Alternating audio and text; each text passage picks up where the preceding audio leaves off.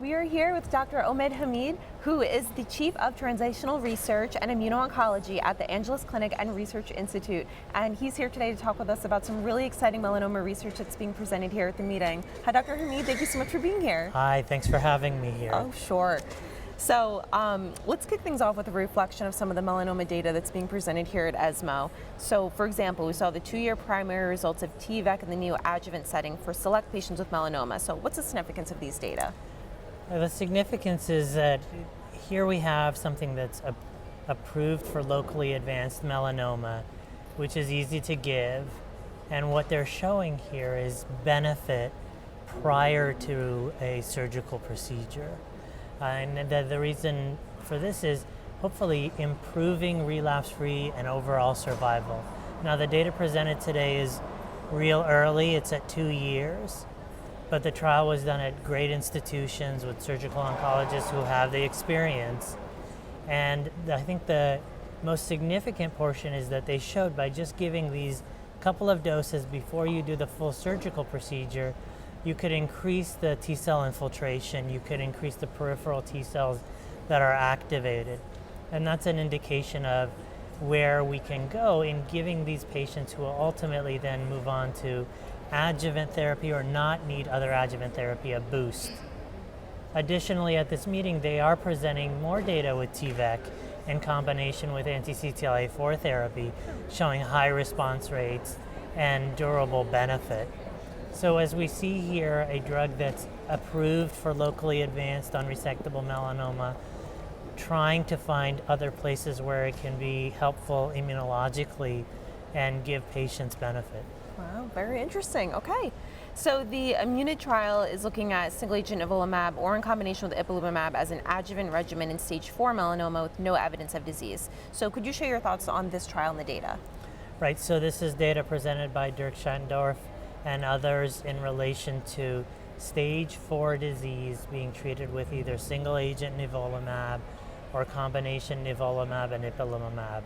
What it's showing here is benefit over doing nothing. What it's also showing is an indication that this can be done and be safe and tolerable. Additionally, what we saw here is that patients with brain metastases that were resected were given these therapies, and in these subsets had a survival that is better than what we historically have seen with patients with brain metastases.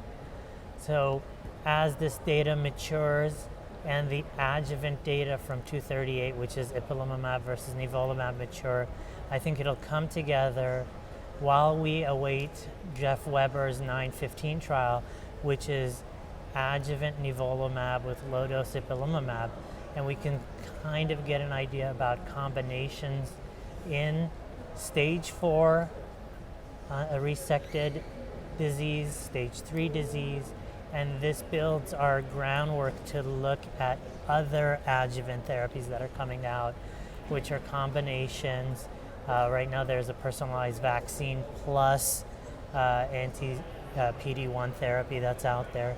So the beginnings of understanding how we can treat patients, whether early is better than late, and in understanding that the morbidity is low with this type of therapy.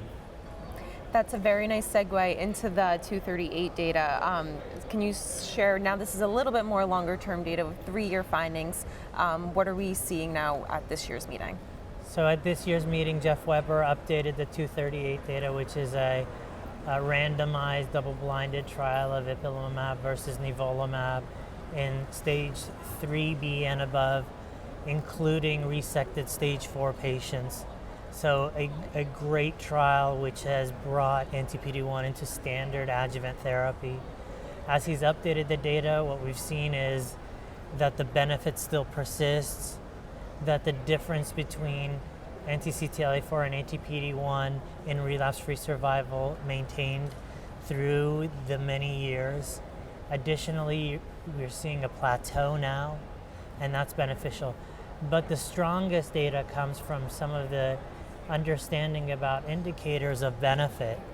And I just like to focus on high tumor mutational burden and interferon gamma signature positive patients, where those patients who had both seem to have the greatest benefit. Now, we don't know if this is a prognostic marker or a predictive marker, but what this is doing, along with the data Georgina Long has presented with dabrafenib, trametinib, and the other data with nivolumab in the adjuvant setting, is giving us some predictive markers to understand which subset is going to benefit the most, and is setting a standard which should be part of how every other phase 1 trial moves forward, and allows us to kind of tweak how we treat patients in the adjuvant setting, stage 3 and stage 4.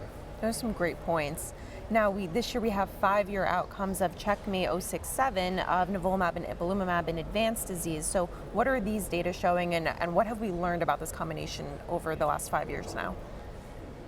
So CheckMate 67 being presented, and you'll remember that that is a ipilimumab alone versus nivolumab versus ipilimumab and nivolumab given in the classic fashion of ipilimumab at 3 mg per kilogram, and in looking at it in stage 3 unresectable and stage 4.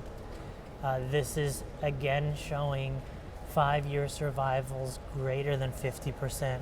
So we're starting to nudge up survivals. We're showing the benefit of ipilimumab, nivolumab, and single agent nivolumab over ipilimumab. So placing anti-PD-1 therapy, either single agent or combination, as the first line therapy for anyone with unresectable or metastatic melanoma. It is not saying that either one of these PD-1 combinations is better than the other, but it is giving us long-term data on which to base endpoints for future trials.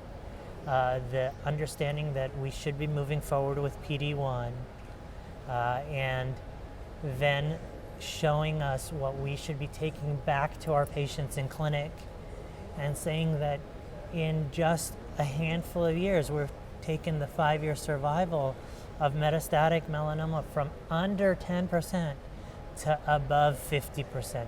So that gives hope, and let's not forget that a lot, if not all of this immuno-oncology data with checkpoint inhibition has begun in melanoma, and the same bright future can be translated into other solid tumors, whether it's in the metastatic or unresectable care of patients or in the adjuvant or neoadjuvant.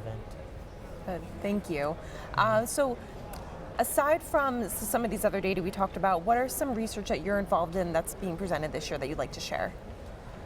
So as we go and get through the meat of the data that's being presented in melanoma, I just want to come back and say that what this has shown is, number one, clinical trials are the way forward. They're the future in improving outcome.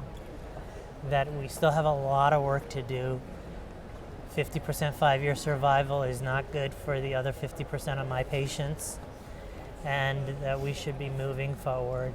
We are doing more work in understanding how to take care of the refractory population, whether it's with manipulation of the microbiome or other targets in melanoma. There's data on microbiome here. That's interesting. Predictive and prognostic markers are key here, whether it's circulating tumor cells or initial gene signatures, interferon gamma, or tumor mutational burden.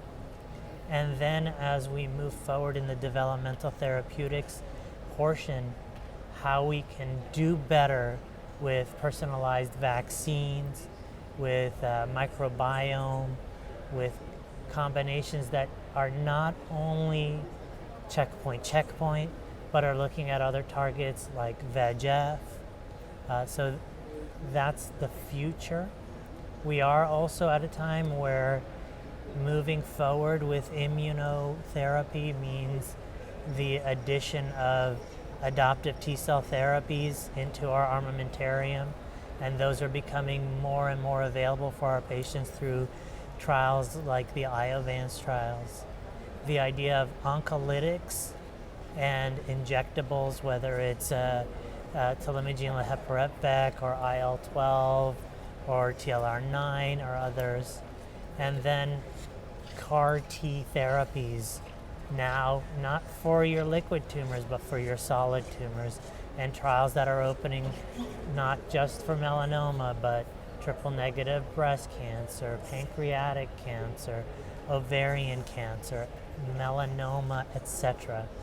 So we are embarking on the next phase of our trials, having a great base for adjuvant, neoadjuvant, and metastatic based on our PD-1 and anti-CTLA-4 therapies.